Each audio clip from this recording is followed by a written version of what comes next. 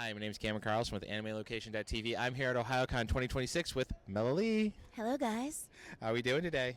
I'm doing pretty good. Enjoying this Sunday. We didn't have cold water, or we didn't have hot water. We had all cold water Oh my on Friday gosh. because it's like a negative million degrees here. But everybody's hearts are warm and the fans are great. Alrighty, now it's been a while since the last time you and I had the chance to talk. It was at MetSuricon 2018. How have you been in the Yeah. last 7 to 8 years? Well, the end of the world happened, and then all my dreams came true. It's been pretty great. Alrighty. And now, going now, this is now many seasons on to Noir and Catbug. What's it been like working on that and just having so much fun with it? Miraculous Ladybug, we're at Yeah. our 10-year anniversary, and it was wonderful going to Paris with Christina V for Oh. the premiere. Just meeting fans from all over the world has been pretty extraordinary, and really grateful for the ride. And we have more coming. Yeah. And what's it like whenever, you're working on the show and then you have multiple generations of a family come up to you and say, this is my little one, and then I love the show. So what's it like when that happens? It's such a lottery of a win to have this career, but then to be able to travel all over the world and meet people and talk to their kids and sometimes do the voice, like everybody has a little something, inside of them to make them miraculous. And what's funny is the kids like it, but there'll be a dad in the background kind of giggling just a little bit too. And it's really lovely to be a part of other people's families. It's like I get to be an adopted, Tiki's part of everybody's family. And the one Right. fun thing that is super awesome and that you got to do recently is work with those Lava Boys on Date Everything as I Betty the did. Bed. I What was it love like, being a very seductive bed? Robbie, Ray, and Max are unbelievably talented and gifted, and when they ask you to be a part of something, you have to say yes. We went through a couple of years of strikes, so there was a lot of free time, and that's why you have such incredible writing. Like, we all wanted to work on something, and it felt kind of like a saucy senior class project that we thought, who's going to play it? We don't know, but we're all having a great time, and the fact that it has landed and resonated with people and joined communities together, well, I guess we should get to know each other. Trust me, it was a very well-liked game, and I've seen many clips of your character along with the accessory in the nightstand. Yeah, I've had a few fans come up to me, and I remember when it first came out, my grandmother had been in the hospital, so I had been gone for about 10 days, offline, not paying attention, and I was signing in Indianapolis that week, and a couple people were like, "Are you Betty?" And I'd say, "Oh, thank you so much for playing the game." And then like a few more people came in, and then like 20, like a gaggle of people were like, "Oh my gosh, are you Betty?" And I was like, "Are people playing this game?" They're like, ma'am. And they opened up the TikToks, the clocks, and they showed me some ho, ho. And then a couple of times people would come up and be like, "Oh my gosh, are you Betty?" And I'm like, "Are you 17?" So it's been interesting conversations. Yes. But what I love is that as human beings, sometimes in this quest for diversity, Yeah. we're kind of putting everybody in these separate boxes. But as human beings, we have very similar needs for love, like different love languages, and we've got all that. Different ways that we like to receive attention or not have it, and it's opened the conversation across identities that we can identify as human beings, that like, oh, I didn't know I was saucy, or oh, I really want a calm voice. And it's been amazing to meet the community and to learn a little bit about yourself along the way. Like, again, we also got to talk to McLean being Air. I was like, you can date Air, okay, and of course you can date the fruit bowl as Tatum, So we've met several of your fun cast And listen, members. I know you guys are listening, but please tell Robbie, Max, and all the Lava Boys and the Sassy Chat peeps, I'm looking for like Date Everything Nana's edition, where like you can be like, don't date the candy, it's been there forever, Can we do like Date Everything, just like different editions, like Trailer Park Edition would be like, hey, like I'd love to be that, like an air conditioner hanging out the side, I just want to cool you off. That'd be a good one too. So another fun thing is you always continue to be Lifeline in Apex Legends Yes. as the medic that keeps you going in fights. What has she meant for you over the last several years, bringing her to life in various projects of Apex? Life-changing. Yeah. I mean, we're all friends in real life, and during the pandemic, first responders and military professionals would reach out to us, medics and they were all playing the games together, even on lockdown.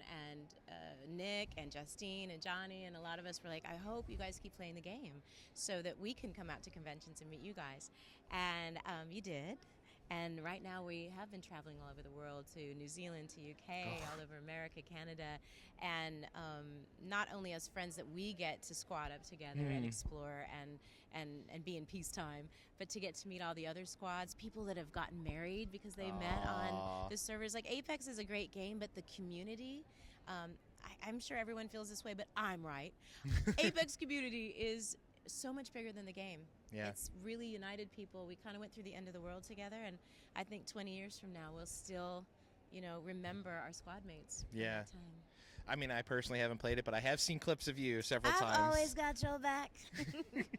She definitely has that. Alrighty then. Now you happen to work on. Did he just say I got back? She does.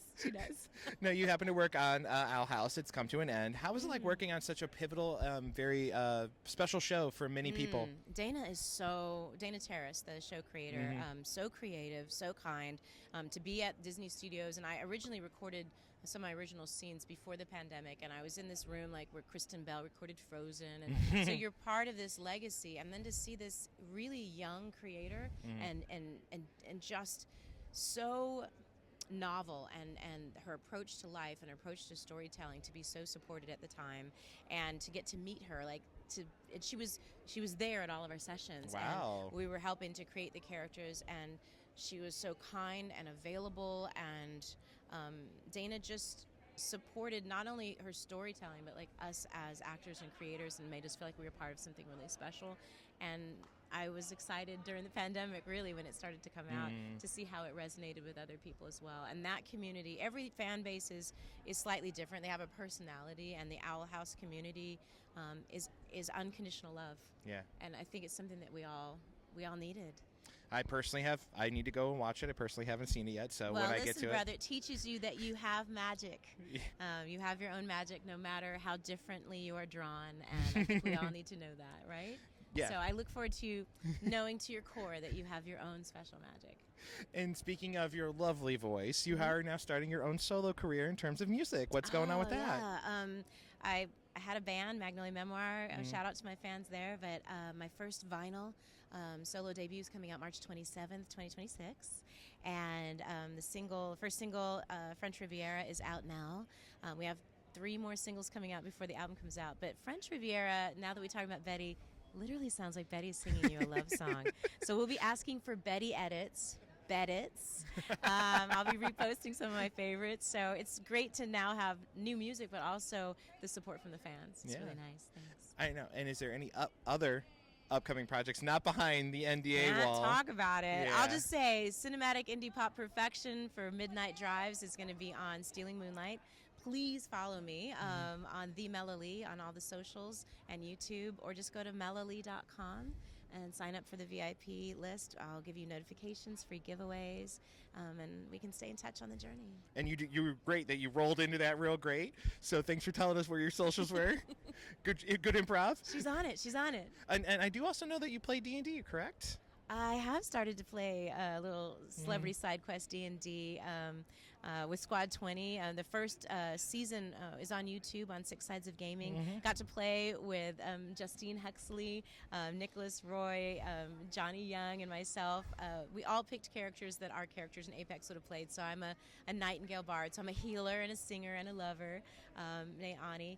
But we have 2 more seasons coming up, and I don't know if you guys are getting the down low, but it's some of the cast of Baldur's Gate has joined us, and Arcane, and the Sonic franchise. So the next 2 seasons of Squad 20 have some really great surprises. And Omid Abtahi from The Mandalorian, American Gods, Hunger Games, there's some really great people that I got to play D&D with. Yeah, I saw some of the clips of you singing and on the YouTube channel. Oh, thanks. Yeah, when I was doing the research, I was like, oh yeah, you did a little D&D, and you were nice and dressed up as your character on the on set, and everything was really cool. All right, now what would you like to say to all the wonderful fans keeping up with you for the many years you've been participating in voice acting and singing? As a free lunch kid, I have grown up to have a dream life, and I have it because of you. Just remember, no matter what the day brings, you matter. You mean something. You made a difference in my life. And I know that everybody listening is probably billionaires, but if you happen to be a free lunch kid like me, just remember that you're wealthy in your words and your ways. Your kindness matters, especially to yourself. Um, I I began this journey. It's like you're saying, what has changed since 2018? I used to be so anxious. You know, I didn't know how to meet a lot of people. I would have all of these almost panic attacks before I would come out to meet you guys, until I realized that you guys are just me. We're all that kid, and you've raised me right. And the joy and the peace and the calm and the serenity and sanctuary I feel in this community, it's the biggest treasure of all of this journey. Thank you so much, you guys. Like, oh. We love you. Thank you so much.